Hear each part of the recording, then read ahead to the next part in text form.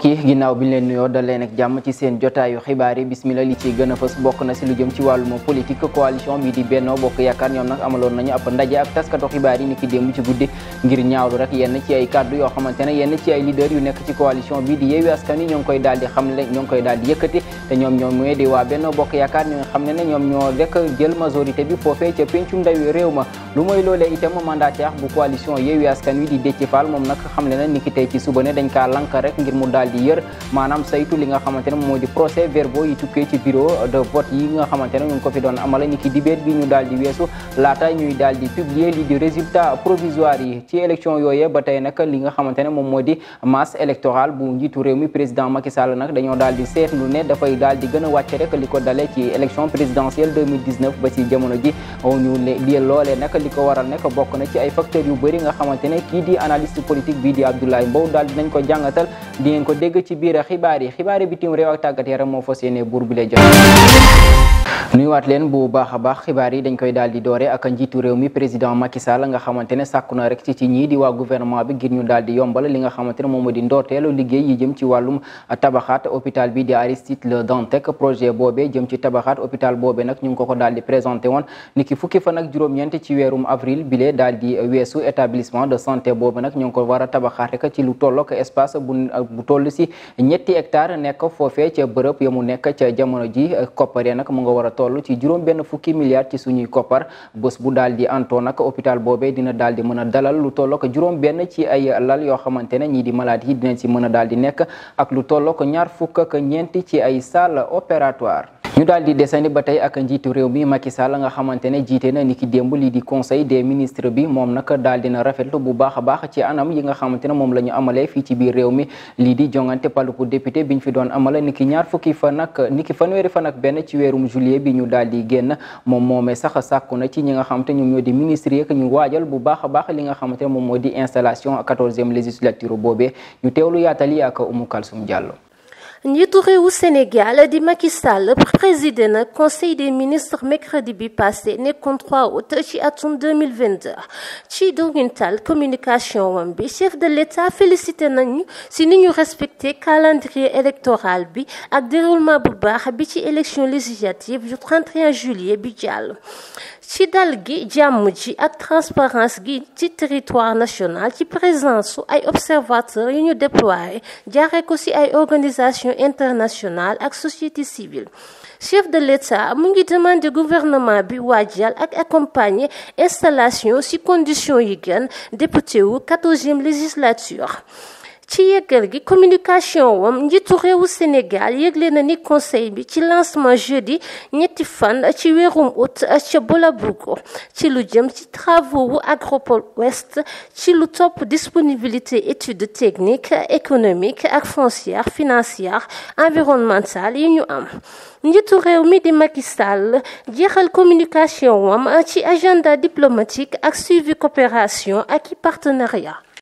ñu wax ci lu jëm ci wàllum yoon ak yoonal ak ki nga xamante ne moom moo di Bilal Ndaw nga xamante ne dañoo jàpp ne moom moo daal di fatoon kii di Pape Mamadou Seck nga xamante ne dañoo jàpp ne dafa bokk ci force spéciale yi ñu fi daal di tegoon loxo ginnaaw manifestation yi fi doon na am nag moom moomay di Bilal Ndaw nag mujjee nañ ko may rek lii di bàyyi pour nëgandiku kookee nga xamante ne kii di juge bu deuxième cabinet bi moom moo ko daal di inculpé woon nag moom may nañ ko rek ab mayub nëgandiku ci bu ñu sukkandikoo ci kii di maître Khoureychi Ba nekk avocat Bilal Ndaw moom moomee li mu xam ne rek moo di client boobee amul dara loo xamante ne laale na ko ak rëcc bi kii di Pape Mamadou Seck rëccoon fale ci pavillon spécial bu hôpital Aristide Le Dantec ñu wax ci wàllum politique ak coalition bi di Benno Bokk Yaakaar moom nag amaloon nañu ab jano ak taskatu xibaar yi ni ki démb ci guddi ngir ñaawlu yenn kaddu yi nga xamante ne yenn ci ay leader yu bokk ci coalition bi di Yewwi Askan Wi daal dinañ koy yëkkati ngir ñaawlu rek yenn ci ay déroulement yoo xamante ne am na ci wàllum voté bi ñu fi doon amala ni ki fanweeri fan ak benn ci weerum juillet bi ñu daal di weesu ci bu ñu sukkandikoo ci kii di Abdoulaye Seydou Sow nag coalition bi di Benno Bokk Yaakaar moom moomee rek moom mooy am majorité fële ca pencum ndawi réew ma ñu teewlu ay kàddoom. liñ mën a jàpp te muy dëgg mooy politique c'est vrai bu coow la mais lépp liñ ci def dafay ànd ak dëgg te dëgg jooju mu ngi wéeru ci sàkk réew mi jàpp nañ élection fu muy commencé ba fu mu mujjante étape bu nekk am na fu nga xam ne boo d'accord foo mën a jooy li nga d'accord gis ngeen ni bu ñuy déposé liste yi am na fu ñu d'accord ñoom ñu dem ci tribunal jox leen dëgg à chaque fois nag bu leen tribunal joxee dëgg ñoom dañuy tribunal jox leen dëgg bu leen tribunal joxul dëgg ñu ne tribunal ba ay nit Macky Sall ñoo ko nekk loolu nag moo war a denc ci réew li ñu mën a jàpp en conclusion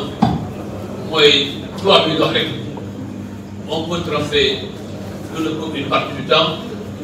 mais on ne peut jamais tromper tout le peuple tout le temps. Et le conseil que je voudrais donner à Ousmane Sonko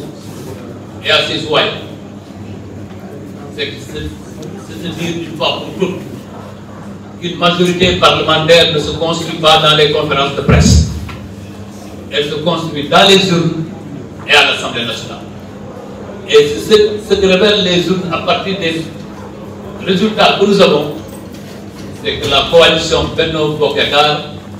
reste majoritaire. ci wàllum politique ba tey ak kii di mandataire bu coalition Yewwi Askan Wi di Déthié Fall moom nag yëkkati na ay kàddu ni ki tey ca kanamu tribunal bu Dakar di xam ne rek ne dañ kaa lankal rek ngir mu daal di saytu li nga xamante ne moom moo di procès verbaux yi tukkee ci scrutin maanaam paluk député biñ fi doon amala ni ki fanweeri fan ak benn ci weerum juillet bi laata ñuy daal di fësal li nga xamante ne moom moo di résultat yu njëkk yi mu doon ab mbir moo xamante ne ñaawlu na ko ba fu ñaawlu yëpp ñu teewlu ay kàddu moom Déthié Fall di mandataire national bu Yewwi Askan Wi à minuit donc loolu lépp di wane rek ci li nga xam ni moom la état bi nekk di wane commande bi nga xam ni moom la état bi nekk pour mën a rapprocher wu de la majorité parce que quel que soit alpha du am 83 députés même ñoom seen chiffres yi ñu génne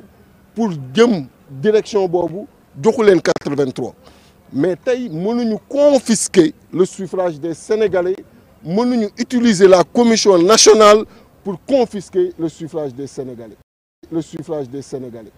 tey kenn mënul comprendre ci Sénégal li nga xam ni loi moo ko permettre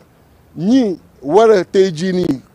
encadrer loolu permettre à l'opposition permettre à toutes les coalitions ci loi bi wax ñu mën ko def kenn mënul comprendre ñuy ñëw di violer cette loi.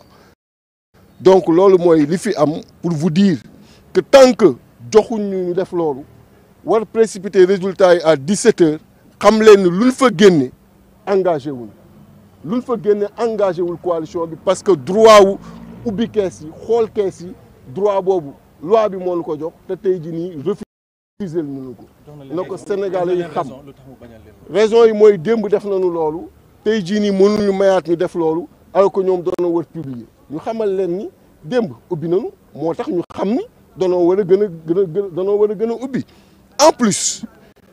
nee na ñun danoo war indi suñuy PV am nañ ko mais li am solo ci vérification mooy ñoom PV yi ñuy sukkandiku pour publier ay résultats PV yooyu ngay dem vérifier ji parce que ñun du suñuy PV ñoom la ñuy jël di totaliser seen PV yi ñu yor ñoom entre leurs mains yooyu la ñuy totaliser pour publier donc booy vérifier lan ngay vérifier base bi nga xam ni moom la ñuy sukkandiku pour publier base boobu ngay vérifier donc man li ma ëppal njariñ mooy li nekk ci kees gi. ñoom ñu xam ko te ñun xamuñu ko loolu moo ñu amal njëriñ est-ce que loolu nekk ci kees googu dëgg la wala du dëgg. desandi ba tey ci wàllum politique ak kii di président Macky Sall seetlu bi nag moo di li ko dalee ci élection présidentielle 2019 ba naga nii rek ay jongante palu bu fi mënti nekk nag bu fi jaar dañuy seetlu ne li nga xamante moom moo di masse électorale am dafay daal di wàññeeku mu doon nag ay mbir yoo xamante ne li ko waral bëri na lool ci bu ñu sukkandikoo ci ki nga xamante ne moo di Abdoulaye Mbow nekk ak taskatu xibaar xelam màcc itam ci lu jëm ci wàllum politique indi nañ si ab njàngat ñu teewal ko ci téléphone bu Ousmane Niang. gis nañu ni li nga xam ne moom seetlu jëm si élection yuy génn droit électoral du président Macky Sall dafa gën a wàññeeku moo xam diggante élection départementale yi ñu mujjee def janvier ak léegi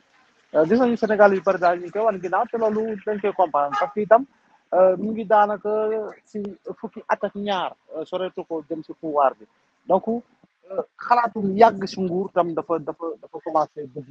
ci xelu Sénégalais yi jàkkaarloo ak li nga xam ne moom président Macky Sall dañuy tam dugg si yeneen jafe-jafe yeneen problème laal guerre laal xaalis laal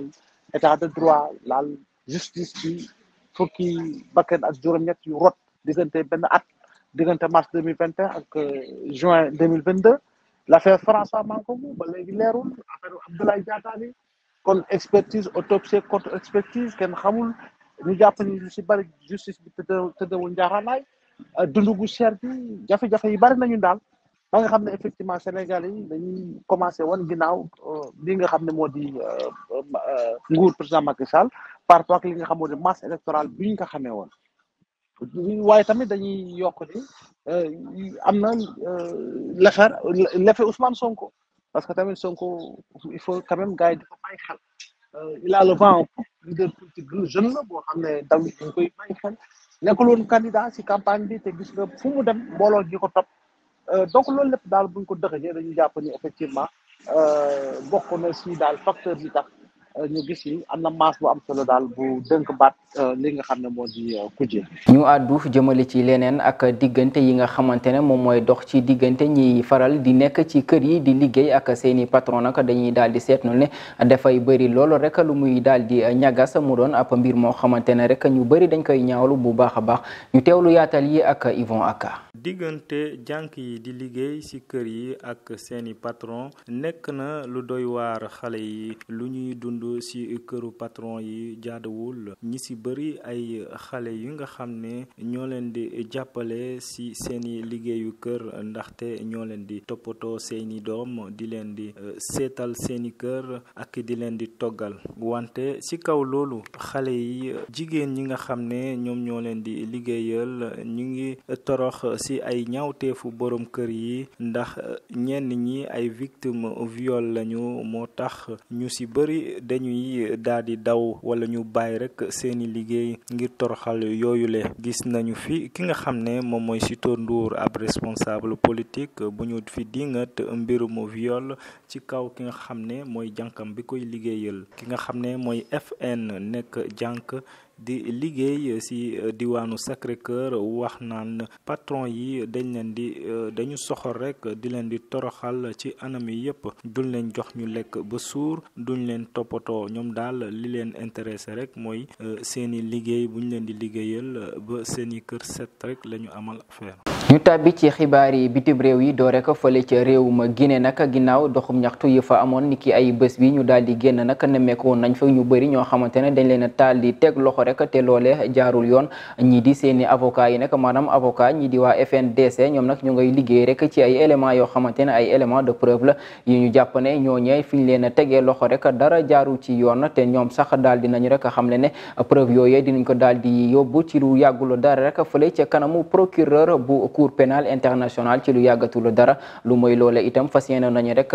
def ab plainte rek yóbbu ko fële ca parquet bu Paris ngir daal di ñaawlu yenn ci ay doxalin yoo xamante ne ñi nekk ci jënt bi ñu ngi koy daal di doxal foofee ca réewum Guinée. ñu daal di dem fële ca réewum Afrique du Sud gannaaw benn viol collectif bu fa amoon rek ñu amaloon ko ci lu tollook juróom-ñett ci ay jigéen foofee nga xamante ne ci benn banlieue bu nekk foofee ca Johannesburg nag moo ngi fay daal di wéyal di indi fitna nag mu doon ab mbir moo xamante ne ñu bëri ñaawlu nañ ko ba sax am na ñenn ci ñoo xamante ne ñoo ngi leen di teg rek ay baaraamu tuuma di ko ñaawlu bu baax a baax ni ki tey jii nag am na benn rassemblement boo xamante ne amaloon nañ ko foofee rek ca kanamu tribunal ba ci lu tollook rek juróom benn fukk ci ay doomu aadama ñoo xamante ne dañ leen fa tegoon loxo ngir rek lu jëm ci mbir moomule. ñu jeexalee xibaari bitim réew yi fële ca réewum États-Unis bataille bi nga xamante ne mu ngi jëm ci wàllum avortement nag mu ngay wéy rek di fi indi ay coow foofee ca réewum États-Unis nag ginnaaw lu tollook benn weer boo xamante ne rek cour suprême bi rek jëloon na rek ndogal jeexal mbir moomee nga xamante ne coow la toll woon ci juróom fukki at ci ginnaaw li nga xamante ne ki nga xamante ne moom moo di njiital réew ma nag di Joe Biden rek xaatim na benn décret boo xamante ne mu ngi jëm ci mbir moomee ngir gën a dooleel rek lii di droit jigéen ñi foofee ca réewum Amérique. ñu tàbbi ci xibaar yi tàggat yaram yi doore ko rek ak lu jëm ci wàllum mercato kii fi nekkoon révélation nekk itam meilleur joueur bu saison 2021-2022 bu Ligue 1 sénégalaise di wuyoo ci turu Lamine Diadio moom moomee nga xamante ne mu ngi doon football fële ca Casa Sport nag daal dina xaatim ak contrat dox digganteem ak équipe bi di Al Hilal nekk fële ca réewum Soudan ak keneen keneen ku fa xaatim moo di kii technicien bi nga xamante ne nekkoon na fële ci renaissance sportif bu Berkane Floren Ibens moom tamit xaatim na rek ab contrat bu tolloo ko ñetti at diggante mag club soudanais boobe ci bu ñu sukkandikoo ci ñii di waa 360 sport. ñu wax ba tey ci lu jëm ci wàllum football ginnaaw bi ñu amalee lancement bu Super Ligue africaine 2023 ñi nga xamante ne ñoo di waa kuréel gi di waa CAF nag ñoom faw rek ñu daal di xoolaat bu baax a baax charte yi tënkoon lii di Ligue des champions africaine nga xamante ne rek war nañ ci amal ay coppite li ko waral nag moo di rek faw ñu xoolaat bu baax a baax li nga xamante ne moom lañ daan amale jongante yooyee ñu defaat ko nañ ko doon amale ni ki atu li ko doore woon ci atum 1990 nga xamante ne match aller retour képp la woon ngir rek ñu daal di amal li nga xamante ne moom moo di lancement Super Ligue africaine boobee ñii di waa CAF nag dinañu jàngat coppite yooyee ni ki seen assemblée générale bu ñu fas yéene amal ni ki fukki fan ci weerum août bi ñu nekk fële ca Tanzanie. mu jeexale ko ak génn bi nga xamante ne défenseur sénégalais bi du Kalidou Koulibaly génn na ko rek addu jëmale ci ay kàddu yoo xamante ne ki nekkoon président ki fi nekk sax président na club bi mu xamante ne foofu la jógee di Napoli di wuyoo ci turi Olivier de Laurentiis moom yëkkati na ko jëmale ko ci yenn ci ay joueurs yu Afrique moom moomee di Kalidou Koulibaly nag ñaawlu na bu baax a baax kàddu yooyu nga xamante ne président ba woon yëkkati na ko di xam ne rek ne dootul jënd benn joueur africain di ko waral moo di CAN bi nga xamante ne dañ koy joué ci digg saison bi nga xamante ne dañ koy daal di amal moom nag nee na président boobee rek dafa war a respecté ñi nga xamante ne moom moo di li nga xamante ne moom moo di équipe nationale africaine yi ni mu joxee gëdd équipe nationale européenne yooyee kàddu yooyee nag ki nga xamante ne moom moo di Kalidou Koulibaly mu ngi ko daal di yëkkati ni ki démb rek jëmale ko ci président bu Napoli boobule. mbokk yi li leen moo fi rusandi woon ci xibaar jaajëfal leen bu baax a baax ci teewlu bi jox leen dig daje ëllëg incha allah bu soobee borom bi jàngeen jëf.